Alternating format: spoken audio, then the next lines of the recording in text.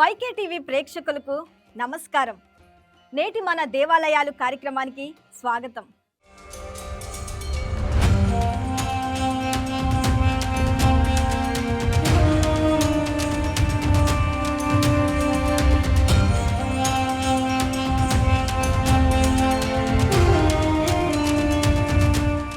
విశాఖపట్నం పాత పోస్టాఫీస్ ప్రాంతంలో వెలిసిన శ్రీ కనక మహాలక్ష్మి అమ్మవారు నగరానికి క్షేమం, ఐశ్వర్యం ప్రసాదించే దేవతగా భక్తుల విశ్వాసాన్ని పొందుతారు.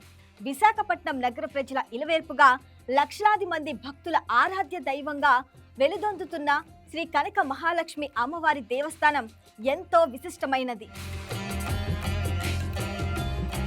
ఒకవైపు ఆహ్లాదకరమైన సాగర తీరం, మరొక వైపు ఆధ్యాత్మిక ప్రశాంతతను పంచే పుణ్యక్షేత్రాలకు నిలయం విశాఖపట్నం.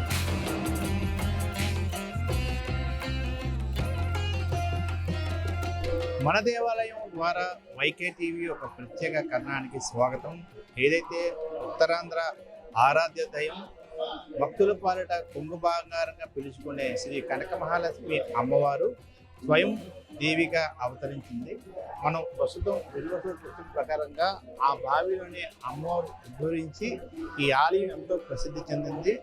ఉత్తరాంధ్ర ప్రజలు ఎంతో అపారమైన నమ్మకంతో కేవలం ఉత్తరాంధ్ర ప్రజలే కాకుండా ఇతర రాష్ట్ర ప్రజలు కూడా అమ్మవారిని దర్శించుకునేందుకు భక్తులు బారులు తిరుగుతూ ఉంటారు.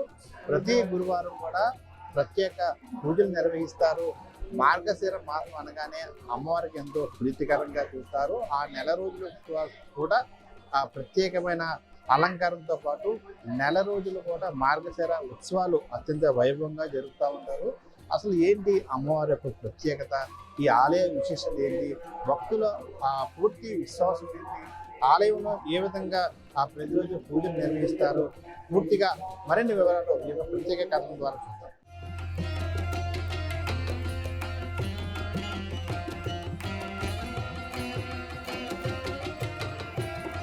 విశాఖపట్నం వాసులు ఇలవేల్పుగా కోరిన కోరికలు తీర్చే కల్పవల్లిగా పూజలు అందుకుంటున్న చల్లని తల్లి శ్రీ కనక మహాలక్ష్మి అమ్మవారు. కోరిన కోరికలు తీర్చేందుకు కామధేనువు, కల్పవృక్షము బాగా ప్రసిద్ధి చెందినది. అలాగే శ్రీ కనక మహాలక్ష్మి అమ్మవారు భక్తుల కోరికలను కల్పవృక్షంలాగా తీరుస్తున్నందున ఈ కనక మహాలక్ష్మి అమ్మవారిని కల్పవల్లిగా పిలుస్తారు. విశాఖపట్నం నగరంలోని ప్రసిద్ధ పుణ్యక్షేత్రాలలో బురుజుపేటలో కొలువైన శ్రీ కనక మహాలక్ష్మి దేవాలయం ఒకటి. స్థానిక ప్రజల ఇలవేల్పు అయిన ఈ అమ్మవారిని విశాఖ గ్రామదేవతగా పిలుస్తారు. భక్తులు తమ పూజలు, నైవేద్యాలను స్వయంగా అమ్మవారికి సమర్పించుకునే అవకాశం ఈ ఆలయ ప్రత్యేకత.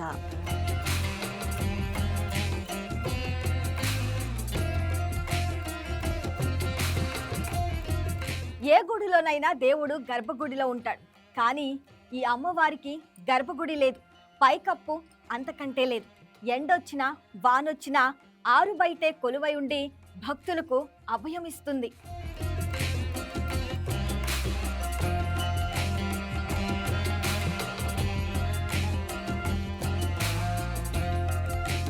ఈ దేవాలయానికి సంబంధించి సరైన చారిత్రక ఆధారాలు లేవు. ఒకప్పటి విశాఖను పాలించిన రాజులు కులదేవత, కుటుంబ దేవతగా తెలుస్తుంది. అప్పటి రాజుల కోట బురుజకల ప్రాంతంలోని బురుజుపేటలో గల అమ్మవారు అందరికీ అందుబాటులో కనిపిస్తుంది. స్థానిక కథనం ప్రకారం 1912లో శ్రీ కనక మహాలక్ష్మి అమ్మవారి విగ్రహం బావి నుండి తీయబడింది. స్వయంభుగా బావిలో వెలసిన అమ్మవారు రహదారి మధ్య ప్రతిష్ఠించబడి ఉండేది. రహదారిని విస్తరించే నిమిత్తం విశాఖ మున్సిపల్ అధికారులు విగ్రహాన్ని తొలగించి మరో చోట ప్రతిష్ఠించారు. అది జరిగిన 1917 సంవత్సరంలో విశాఖలో ప్లేగు వ్యాధి ప్రబలి అనేక మంది చనిపోయారు. ఇది అమ్మవారి విగ్రహాన్ని తొలగించడం వల్లనే జరిగిందని తలచి మళ్లీ యథాస్థానానికి చేర్చారు. అప్పటికి వ్యాధి తగ్గుముఖం పట్టడంతో ప్రజలకు అమ్మవారి మీద గురి ఏర్పడటం, తరువాత ఆమె మహిమలు కథలుగా విస్తరించడం ద్వారా విశేష ప్రాచుర్యం పొందింది.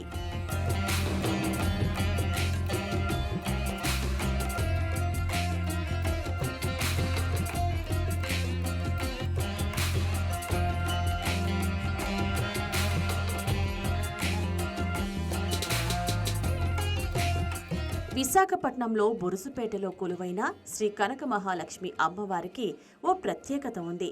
ఇతర ఆలయాల తరహాలో ఈ ఆలయానికి పైకప్పు గాని గోపురం గాని ఉండదు. అంతేకాదు అమ్మవారికి వామహస్తం అనగా ఎడమ చేయి కూడా ఉండదు. ఈ ఆలయంలోని గర్భాలయంలోనికి వెళ్లి భక్తులు నేరుగా అమ్మవారికి పూజలు అర్పించవచ్చు. భక్తులే స్వయంగా అమ్మవారిని తాకి పూజించుకునే అరుదైన అవకాశం ఉన్న ఈ ఆలయ చరిత్ర మహనీయమైంది. ఇక్కడి దేవాలయంలో అర్చక స్వాములు మాటల్లోనే ఈ క్షేత్ర విశిష్టతను తెలుసుకుందాం. నా పేరు ముష్టి వెంకటేశ్వర గణపాటి. వేద పండితులు. కనక మహాలక్ష్మి అమ్మవారి యొక్క అనుగ్రహంతో భక్తులెల్లరూ కూడా ఆనంద సంతోషముతోటి ఆయురారోగ్య ఐశ్వర్యాలతోటి ఉండాలని అమ్మవారిని ప్రార్థన చేస్తూ ప్రతిరోజు కూడా అమ్మవారికి ఉదయం 5 గంటల నుంచి 6 గంటల వరకు సహస్రనామార్చన విశేష పంచామృతాభిషేకం జరుగుతూ ఉంటుంది. అలాగే మధ్యాహ్న కాలంలో 11:30 నుంచి 12 గంటల వరకు, అదే మాదిరిగా సాయంత్రము 6 నుంచి 7 గంటల వరకు కూడా విశేష పంచామృతాభిషేక స్నపన కుంకుమార్చన కార్యక్రమాలు జరుగుతాయి. అలాగే ఇక్కడ విశేషం ఏమిటంటే ప్రతి శ్రావణ మాసము నెల రోజులు కూడా విశిష్ట కుంకుమార్చనలు ఆర్జిత సేవా కార్యక్రమాలు జరుగుతాయి. ఉదయం 9 నుంచి 10 గంటల వరకు ఆర్జిత సేవా కార్యక్రమము. భక్తులందరూ కూడా ఆర్జిత సేవ టికెట్ తీసుకుని ఆ విశిష్టమైనటువంటి శ్రావణ మాస కుంకుమార్చన కార్యక్రమాలు నెల రోజులు కూడా జరుగుతాయి. అలాగే దసరా నవరాత్రి మహోత్సవములు మార్గశిర మాసంలో నెల రోజులు అమ్మవారికి ప్రీతికరమైనటువంటి అమ్మవారికి మార్గశిర మాసం ప్రీతి కనుక ఆ నెల రోజులు కూడా త్రికాల పూజలు, 4 వేదములు పారాయణ, మహావిద్యా సప్తశతి పారాయణ కార్యక్రమములు, శ్రీచక్రార్చన, నవావరణ హోమం, లలితా పారాయణ, లక్ష్మీ సహస్రనామ పారాయణ, మహావిద్యా పారాయణ ఉదయకాలంలో విశేషంగా జరుగుతూ వస్తాయి. సాయంత్రం పూట ఆధ్యాత్మిక కార్యక్రమాలు, సాంస్కృతిక కార్యక్రమాలు కూడా జరుగుతాయి నెల రోజులు కూడా. ఇలాగా అమ్మవారికి ప్రత్యేకమైనటువంటి రోజు, అమ్మవారికి ప్రీతికరమైనటువంటి రోజు గురువారం కనుక ప్రతి గురువారం కూడా లక్షలాది మంది విశేషముగా అమ్మవారికి వచ్చి, స్వయం పూజా క్షేత్రం కనుక స్వహస్తములతోటి పసుపు, కుంకుమ, పాలు, పంచామృతాలు, పసుపు నీళ్లు ఇలాగ విశేషంగా అభిషేకం చేసిన కుంకుమార్చనలు వారి స్వయం హస్తములతోటి స్వహస్తములతోటి స్వయంగా పూజ చేసుకునేటువంటి దివ్యక్షేత్రం. అలాగే మార్గశిర మాసంలో కూడా గురువారం నాడైతే కొన్ని లక్షల మంది ద్వారులు తీరి ఉంటారు. 365 రోజులు కూడా అమ్మవారికి స్వయంభువ క్షేత్రం కనుక అందరూ కూడా అమ్మవారిని స్వయంగా వచ్చి పూజ చేసుకుని అమ్మవారి అనుగ్రహం పొందుతూ ఉంటారు. మీరందరూ కూడా ప్రసార మాధ్యమంలో చూసినటువంటి వారందరూ కూడా అవకాశమును చూసుకుని అమ్మవారి యొక్క అనుగ్రహం స్వయంగా వచ్చి పొంది అమ్మవారి అనుగ్రహం పొందాలని కోరుతున్నాం.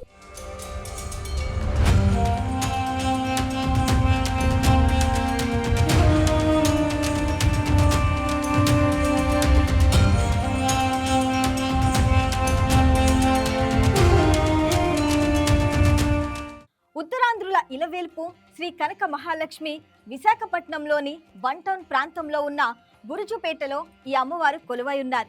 ఈ ఆలయం విశాఖ నగర ప్రజలకు కులమత భేదాలు లేకుండా అందరి ఇలవేల్పు దేవాలయంగా ప్రసిద్ధి చెందింది. అమ్మవారిని దర్శించుకునేందుకు ప్రతిరోజు వేలాది మంది భక్తులు రాష్ట్రం నలుమూలల నుంచే కాకుండా దేశ విదేశాల నుంచి కూడా తరలివస్తుంటారు.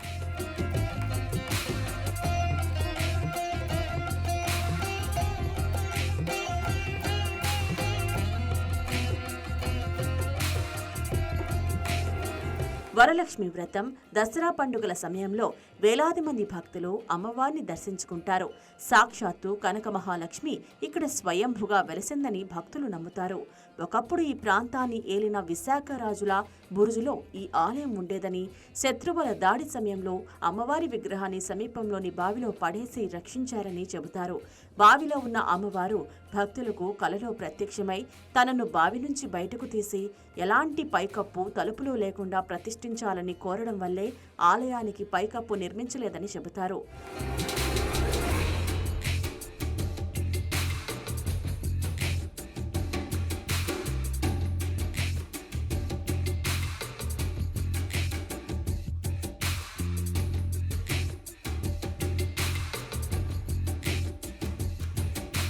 చరిత్ర పుటలు తిరిగేస్తే 1912వ సంవత్సరంలో విశాఖపట్నం పాలకుల కుటుంబానికి చెందిన శ్రీ కనక మహాలక్ష్మి అమ్మవారి విగ్రహం స్థానిక బురుజుపేటలోని ఒక బావిలో లభించింది.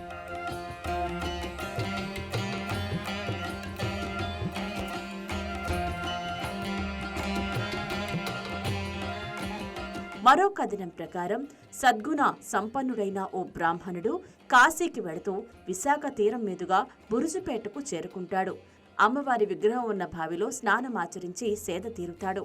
ఆ సమయంలో అమ్మవారు ప్రత్యక్షమై తాను కలియుగంలో భక్తుల కోర్కెలను తీర్చేందుకు అవతరించానని, తన విగ్రహాన్ని ఆలయంలో ప్రతిష్ఠించాలని కోరుతుంది. అయితే ఆ బ్రాహ్మణుడు తాను కాశీకి వెళుతున్నానని మన్నించాలని ప్రాధేయపడతాడు. ఆగ్రహానికి గురైన అమ్మవారు తమ వామ హస్తంలోని పరిగా అనే ఆయుధంతో బ్రాహ్మణుడిని సంహరించ సిద్ధమవుతుంది. దీంతో బ్రాహ్మణుడు శివుడిని ప్రార్థిస్తాడు. శివుడు విషయాన్ని గ్రహించి అమ్మవారి వామహస్తాన్ని మోచేతి పై వరకు ఖండించి శాంతింపజేసి కనక మహాలక్ష్మిగా భక్తులను అనుగ్రహించాలని ఆదేశిస్తాడు. అందుకే ఈ ఆలయంలో అమ్మవారికి వామహస్తం ఉండదు.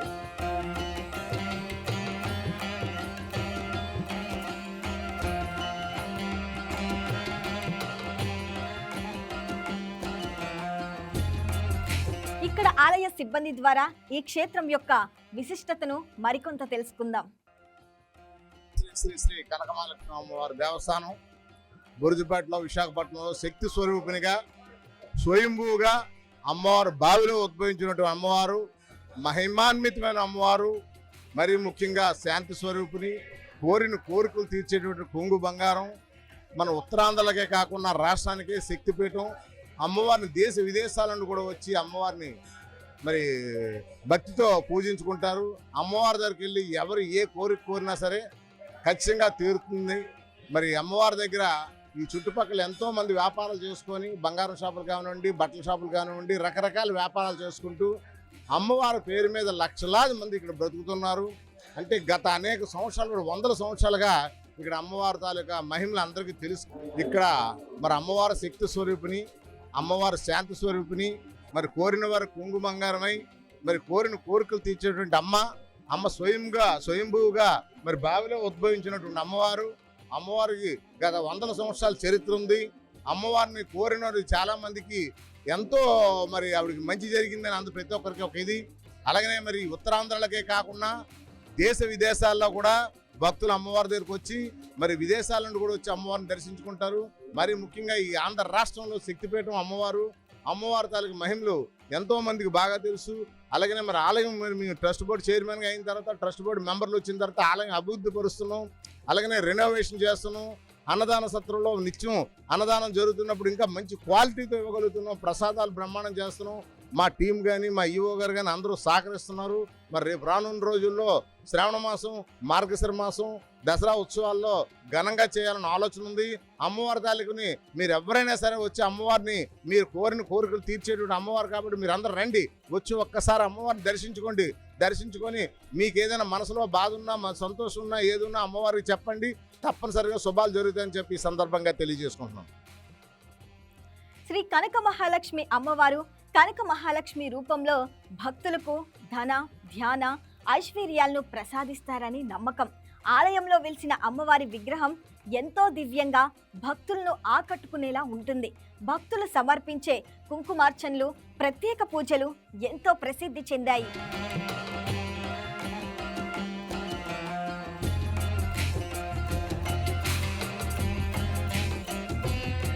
ఆలయంలో మండపం ఉంటుంది, కానీ గర్భగుడి అంటూ ప్రత్యేకంగా ఉండదు. ఇనుప చట్రం కొంతవరకు రక్షణగా ఉంటుంది కనుక ఎవరైనా గర్భాలయానికి నేరుగా వెళ్లి అమ్మవారిని తాకి దర్శించుకోవచ్చు. అమ్మవారి గర్భాలయానికి తలుపులు గాని కప్పు గాని ఉండవు. మార్గశిర మాసం విశాఖ నగరానికి ఒక పెద్ద పండుగ. మార్గశిర మాసంలో వచ్చే ప్రతి గురువారం అమ్మవారికి అత్యంత ప్రీతిపాత్రమైన రోజు. ఆ రోజుల్లో లక్షలాది మంది భక్తులు గంటల తరబడి క్యూ లైన్లో నిలబడి అమ్మవారిని దర్శించుకుంటారు. మార్గశిర గురువారాల్లో అమ్మవారికి పంచామృత అభిషేకాలు, క్షీరాభిషేకాలు కన్నుల పండుగగా నిర్వహిస్తారు. ఈ నెల రోజులు విశాఖ వీధులు అన్నీ అమ్మవారి నామస్మరణతో మార్మోగుతాయి.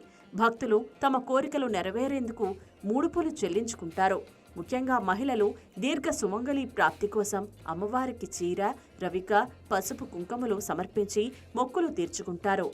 కుడి భుజం మీదకు వాలినట్లుగా ఉండే అమ్మవారి ముఖ కవలికలు, ప్రశాంతమైన నవ్వు భక్తులకు కొండంత అండను ఇస్తాయి.